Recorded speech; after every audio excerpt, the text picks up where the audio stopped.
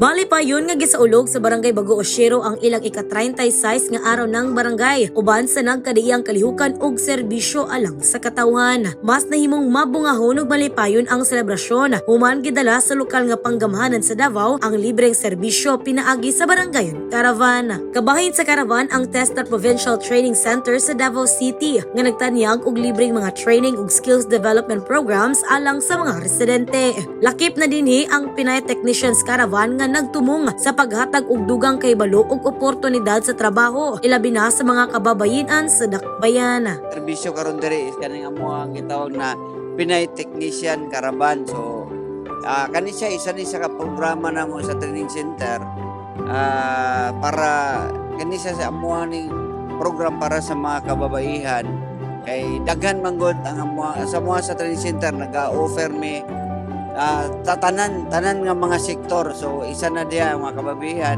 So para na sila livelihood sa barangay. So gina-develop na mo sila nga mahimong technician. So para sila na mismo ang madto sa ilang barangay, sila mismo ang accredited na technician sa ilang barangay. Dugang pa sa kalipay sa maong kasaulugan ang dulan 40 ka mga magtiayon ang opisyal nga nagiusa sa kamenyuon pinaagi sa kasalan ng barangay. Gipanguluhan kini mismo ni Davao City Mayor Sebastian Basta Duterte isip kabahin sa suporta sa syudad sa ligon ug malinaw nga pamilya. Huwag atong kasal.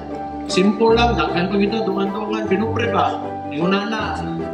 Pero kung sa may kaya na itong pwede buhaton yun, hindi pwede, bisa kung sa pagkadaghan yung kwarta, nga uban mo hantod sa hantod yun, o maghinigugmaan mo hantod sa hantod yun, ikalipay ko ni, kaya ano, ang inyong mga anak, mahimong mga lehitimong mga anak, bot pasabot na, on paper, sa papel, ang inyong mga anak kita ninyo.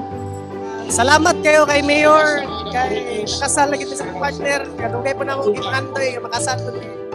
Para sa Manayong Davao, ako si Lawrence Igloria.